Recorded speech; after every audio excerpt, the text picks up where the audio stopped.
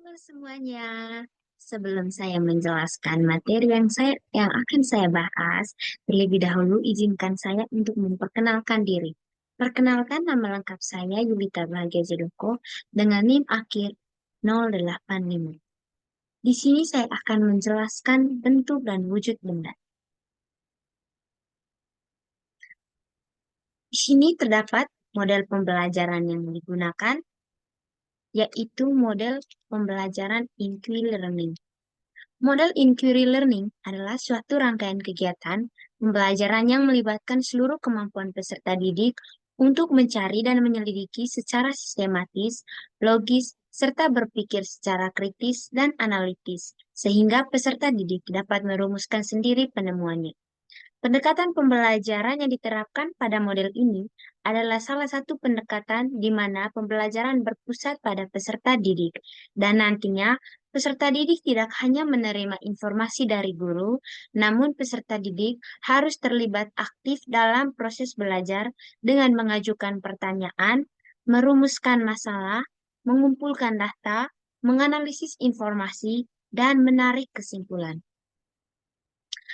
Alasan saya untuk memilih model pembelajaran berbasis inquiry karena pemilihan model inquiry learning dalam proses pembelajaran bertujuan untuk membantu peserta didik agar bisa belajar menemukan suatu konsep sendiri di mana peserta didik dapat berpikir, bekerja dengan inisiatif sendiri, merumuskan hipotesis sendiri, meningkatkan rasa percaya diri, dan meningkatkan keaktifan peserta didik dalam melaksanakan proses pembelajaran.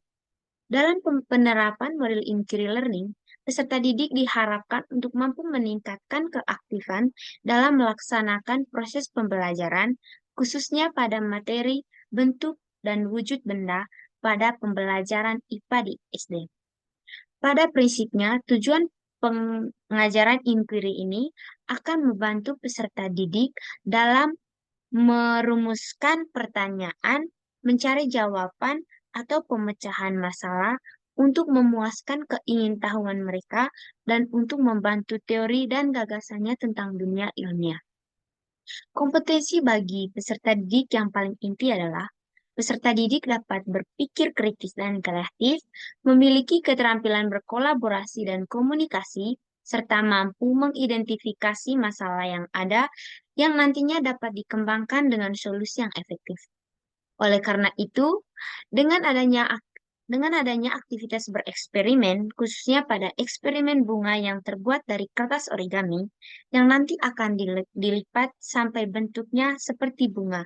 Kemudian disimpan di atas air, setelah itu akan dibuktikan apakah bentuk dari bunga tersebut mengalami perubahan atau tidak. Berikut terdapat kelebihan model inquiry learning. Yang pertama, ada mengembangkan keterampilan berpikir kritis dan kreatif. Di sini, inquiry based learning akan mendorong siswa untuk secara aktif terlibat dalam proses pembelajaran dengan mengajukan pertanyaan, merumuskan masalah, mengumpulkan data, menganalisis informasi, dan bisa menarik kesimpulan. Terus yang kedua ada meningkatkan motivasi dan keterlibatan peserta didik. Di sini peserta didik akan diberikan kesempatan untuk belajar. Guru akan menyajikan pembelajaran yang menarik agar siswa termotivasi untuk semangat dalam belajar. Dan siswa juga dilibatkan atau diberi kesempatan untuk bertanya terkait materi yang diberikan. Kemudian yang ketiga itu ada mendorong pembelajaran mandiri dan kepercayaan diri. Nah, di sini siswa diberi kesempatan untuk bebas berpendapat. Apapun itu jawabannya terkait materi yang diajarkan, dan di sini juga guru memberikan kesempatan kepada peserta didik untuk menjawab pertanyaan apa yang disampaikan oleh guru. Terus yang keempat itu ada memperkuat pemahaman konsep dan keterampilan. Di sini, guru akan membantu peserta didik lebih memahami konsep dengan menerapkan model inquiry learning.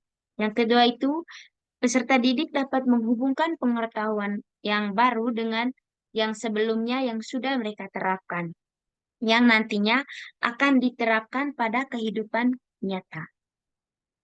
Berikut ada mengembangkan keterampilan kolaborasi dan komunikasi. Terkait poin yang kelima ini di mana siswa dan peserta siswa lainnya akan diajak untuk bekerja sama dalam kelompok. Kemudian nanti guru akan memberikan mereka pertanyaan atau sebuah evaluasi. Terus yang keenam itu mempersiapkan peserta didik untuk kehidupan nyata, di mana dengan adanya penerapan model inquiry learning, siswa akan dihadapkan pada kehidupan nyata atau situasi nyata. Di sini mereka akan mengetahui bahwa akan ada tantangan atau situasi apapun yang terjadi di masa yang akan datang atau masa depan. Selanjutnya ada kekurangan model inquiry. Yang pertama itu membutuhkan waktu dan sumber daya yang lebih banyak. Nah, berkaitan dengan hal ini, peserta didik akan membutuhkan waktu ketika menerapkan model inquiry learning. Terus yang kedua, eh, guru akan melatih peserta didik dalam waktu yang lama. Terus untuk poin yang ketiga itu, sekolah perlu menyediakan bahan dan sumber daya. Nah, selanjutnya ada poin kedua, sulit dikontrol dan dikelola. Nah, di sini peserta didik punya cara belajar masing-masing. Jadi, peserta didik akan merasa sulit ketika dikelola pada saat atau dikontrol pada saat menjalankan proses pembelajaran. Untuk selanjutnya itu, bisa saja peserta didik tidak cocok dengan pembelajaran yang mereka laksanakan. Nah, di sini juga model inquiry learning bisa saja tidak cocok dengan semua mata pelajaran, tetapi hanya untuk mata pelajaran tertentu. Untuk yang ketiga, tidak semua peserta didik bisa beradaptasi dengan baik. Untuk poin yang ini, siswa mungkin mengalami kewalahan dan tingkat kemandirian atau tanggung jawab terhadap tugas. Misalnya, di saat mengerjakan kelompok, mereka akan memberikan tugas oleh guru. Mereka diminta untuk bekerja dalam kelompok. Tetapi di antara peserta didik yang ada dalam kelompok tersebut terdapat yang susah untuk bertanggung jawab atas tugasnya, sehingga mereka kewalahan untuk melanjutkan tugas mereka. Terus untuk poin yang keempat, hasil belajar mungkin akan tidak konsisten. Nah, berkaitan dengan poin keempat ini, di mana peserta didik bisa saja memiliki cara belajar masing-masing. Jadi, hasil belajar dan penilaian untuk hasil belajar mereka itu mungkin tidak konsisten karena berdasarkan cara belajar mereka masing-masing. Berikutnya itu ada sulit dinilai. Nah, berkaitan dengan hal ini, di sini guru akan memberikan suatu evaluasi. Jadi, ketika tidak dapatnya sebuah evaluasi, maka eh, alat penilaian atau sistem penilaian juga harus bisa mengukur pemahaman peserta didik. Jadi, eh, untuk terkait penilaian pada yang sulit dinilai ini, di mana guru harus memberikan penilaian yang relevan agar bisa memberikan pemahaman kepada peserta didik, agar mereka menganggap bahwa penilaian diberikan oleh guru seperti apa yang mereka dapatkan atau seperti hasil belajar yang mereka peroleh. Kemudian, tidak cocok untuk semua materi pembelajaran. Nah, untuk terkait model ini tidak semua mata pelajaran bisa diterapkan. Model inquiry learning ini hanya bisa diterapkan dengan mata pelajaran tertentu yang berkaitan dengan sistem tradisional. Berikutnya terdapat rancangan media. Yang pertama itu ada media konvensional. Benda tradisional yang menjadi dasar untuk peserta didik dapat bereksperimen pada benda yang ada dapat menyesuaikan materi perubahan, bentuk, dan wujud benda. Berdasarkan media konvensional yang digunakan seperti pada beberapa gambar di samping, dapat disimpulkan bahwa media konvensional ini bertujuan untuk mengamati dan memahami bagaimana fenomena alam terjadi. Di sini ada beberapa contoh eksperimen, yaitu ada es batu dan eh, pembuatan bunga dari kertas origami. Alasan saya memilih media konvensional Karena adanya rancangan media konvensional dapat dengan mudah memandu dan sebagai petunjuk dalam membantu peserta didik untuk merealisasikan pengetahuan sehingga mampu menerapkan pembelajaran dengan efektif. Selain itu, dengan adanya benda nyata atau benda fisik seperti ini, peserta didik akan lebih mudah berkomunikasi, terutama yang tidak terbiasa dengan teknologi digital, khususnya pada kelas rendah. Bukan hanya itu, adapun alasan lain dikatakan media konvensional digunakan sebagai perancang karena secara realitanya media konvensional ini dapat dilihat secara jelas terkait konsep materinya, medianya untuk dieksperimenkan berdasarkan bahan yang sudah disediakan. Oleh karena itu, media konvensional ini sangat penting untuk dimanfaatkan sebagai alat bantu mempermudah pembelajaran dengan cara-cara yang unik, menarik, dengan memperlihatkan pada benda-benda nyata yang ada di sekitar. Sehingga peserta didik bisa berkreatif, terutama dalam konteks seperti materi, bentuk, dan wujud benda. Berikutnya terdapat kelebihan media konvensional. Yang pertama itu memudahkan peserta didik untuk aktif dan berkreatif serta berpengalaman secara langsung untuk menerapkan media tersebut. Selain itu, media konvensional ini memiliki jangkauan luas, kepercayaan dan kredibilitas, memfokuskan perhatian serta bahannya lebih murah. Adapun kekurangan media konvensional, yang pertama itu lambat dan ketinggalan zaman, kurang terpersonalisasi. Nah, untuk kurang terpersonalisasi ini, eh, dengan menggunakan media konvensional itu sangat sulit untuk memberikan perhatian secara khusus bagi peserta didik. Di mana ketika menggunakan media konvensional ini, peserta didik akan merasa bahwa media ini merupakan media yang diterapkan secara umum, sehingga peserta didik memahami bahwa penggunaan media konvensional ini hanya untuk jangkauan umum tanpa untuk dipersonalisasi. Terus kurang transparan dan adanya media ini bisa berpengaruh pada kurangnya ramah lingkungan. Nah, berkaitan dengan poin yang terakhir, dengan menggunakan media konvensional seperti benda-benda di sekitar, terdapat beberapa hal yang mempengaruhi atau memberikan dampak seperti ketika menggunakan kertas origami saat digunting itu sampahnya tidak dibuang di tempat sampah tetapi buang di sembarang tempat sehingga menimbulkan kurangnya ramah lingkungan.